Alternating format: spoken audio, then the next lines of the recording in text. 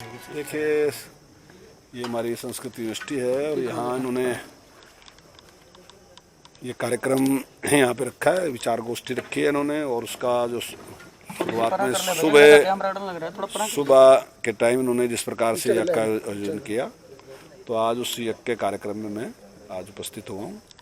और यज्ञ जो है हमारी बहुत प्राचीन परंपरा है और हमारा मानना है कि देवताओं को प्रसन्न करने के लिए, देवता क्या हैं, देवता भी अपनी वायु जो है ये भी देवता है। अगर वायु शुद्ध होगी तो तभी मनुष्य ठीक रहेगा। जल भी देवता है, अगर वो पवित्र रहेगा तब वो हमारा जीवन चल सकेगा। तो उन देवताओं को खुश करने के लिए, क्योंकि यज्ञ जो है वो पॉल्यूशन को दूर करता है और उसका उन्होंने आयोजन किया, उसमें आदमी शामिल हुआ। सर, कोरोना वायरस के मामले दिन प्रतिदिन बढ़ते जा रहे हैं, प्रदेश सरकार भी चिंतित है। क्या कदम उठाए जा रहे हैं ताकि जो कोरोना वायरस है उससे लोगों को राहत दिलाई जा सके? देखिए, सरकार ने बहुत मजबूती के साथ जिस प्रकार से सारा काम किया है और कुल मिला के जिस प्रकार से कंट्रोल रखा, लेकिन अभी लॉकडाउन समाप्त होने के बाद इस पहले से सबके ध्यान था कि लॉकडाउन जब समाप्त होगा तो निश्चित तौर से केस बढ़ेंगे। तो केस बढ़ रहे हैं, लेकिन जो ठीक होने की वो भी उतनी अच्छी है। काफ़ी अच्छी संख्या में जो पेशेंट हैं वो ठीक भी रहे और हमारी दर जो है ठीक होने की काफ़ी अच्छी है। मैं तो बस इतना ही निवेदन करूंगा जनता से कि जनता डरने की बजाय से ना जी, जो सुरक्षा के उपाय हैं उन पर ध्यान दे। जैसे मास्क लगाने की बात है, सैनिटाइजर की इस्तेमाल की बात है, सोशल डिस्टेंसिंग की बात है, तो उनका सारा दिन ध्यान रखे और कभी भी उनका उल्लंघन ना करे। डरने की बजाय उसकी जरूरत है। सर, लॉकडाउन में कहा गया था कि किसी को नौकरी से नहीं हटाया जाएगा, प्राइवेट सेक्टर में भी। आज सरकार ने पीटीआई हटाए हैं आदेश पे। सरकार ने मैंने न्यायालय के आदेश मैं बोल रहा हूँ सर, लेकिन आज वो बाहर घेराव करे बैठे हैं कि इनके नहीं। देखिए, न्यायालय का तो आदेश मानना ही पड़ेगा। न्यायालय तो कुछ भी कह देगा, जो भी कहेगा वो सबके सब उसको मानने के लिए बाध्य है। उसको मानने के लिए सबके सब बाध्य हैं। अगर सुप्रीम कोर्ट से ऊपर तो कोर्ट नहीं है कोई। अब अगर सुप्रीम कोर्ट भी कोई फैसला देगी तो वो तो कोई भी सरकार है उसको राहत मानना ही है। और देखिए, उसमें राहत की बात सबसे बड़ी बात क्या है, अब ये 20,800 लोगों ने उस टाइम अप्लाई किया था। कोर्ट ने कहा कि वही लोग अप्लाई करेंगे, इसमें कोई नया अप्लाई करने वाला नहीं है कोई भी। जिन लोगों ने उस टाइम अप्लाई किया था वही लोग अप्लाई करेंगे, उन्हीं लोगों का टेस्ट होगा। तो मेरा ख्याल है जो लोग 10 साल से इस फील्ड में नहीं हैं तो उनके लिए तो पेपर देना मुश्किल ही होगा मेरे ख्याल है, और जो लोग इसी फील्ड में उनके लिए आसान होगा। तो मुझे नहीं लगता कि इतना बड़ा कोई वो विषय है जिसपे। तो अब जब मामला कोर्ट का है तो निश्चित तौर से सरकार तो बाध्य है उसको मानने के लिए। जो चल रहा है इस टाइम बड़े स्थिति खराब हो रही है। देखिए, जो हमारे बड़े लीडर हैं, जो सरकार चलाने वाले लोग हैं, हमारे रक्षा मंत्री हैं, प्रधानमंत्री जी हैं, उस पर ध्यान दे रहे हैं। वही उसके बारे में सर, जो हरियाणा सरकार ने स्कूलों को खोल दिया है, साथ में ये आदेश जारी किए गए कि स्टाफ को आना पड़ेगा। बच्चों के भी सर, सवाल पूरा कर लो। बच्चों की छुट्टियां हैं सर, पब्लिक ट्रांसपोर्ट बंद है, बसें बंद हैं, प्राइवेट वाहन भी बंद है। ऐसे में स्टाफ को स्कूलों में जो 25-50 किलोमीटर दूर से हैं सर, काफ़ी दिक्कत हो रही है। इस दिशा में सर कुछ करेंगे?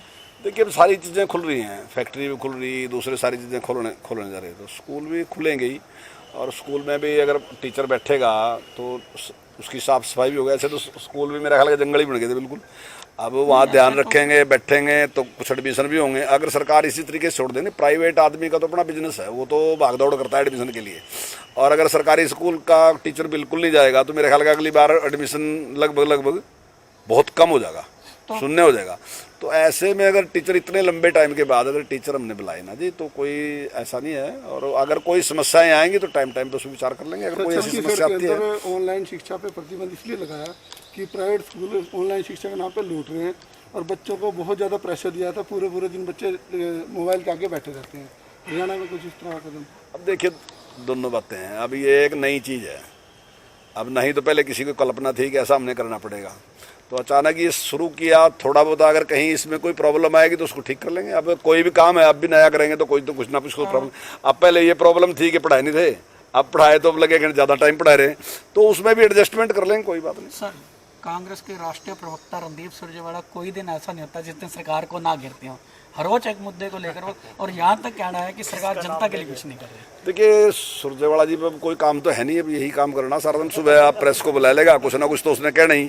हर अच्छी चीज़ की भी बुराई करना कांग्रेस ने शुरू कर रखा।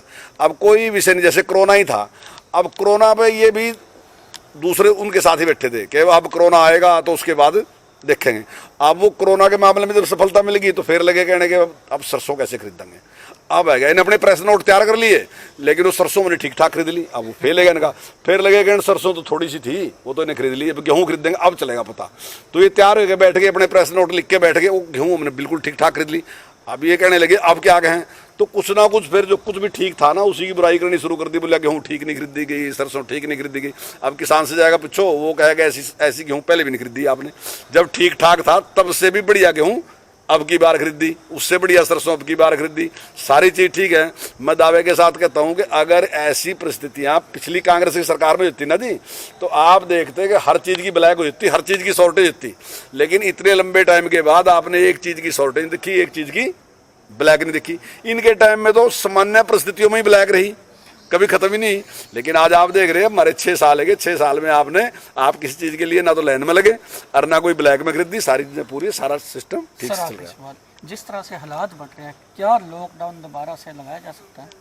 देखिए, तो विशेषज्ञों की जो राय होगी, जो देश के हित में होगा वो निर्णय उसी टाइम लिया जाएगा, चाहे वो लॉकडाउन का हो चाहे कोई भी हो, जो देश के हित में निर्णय होगा।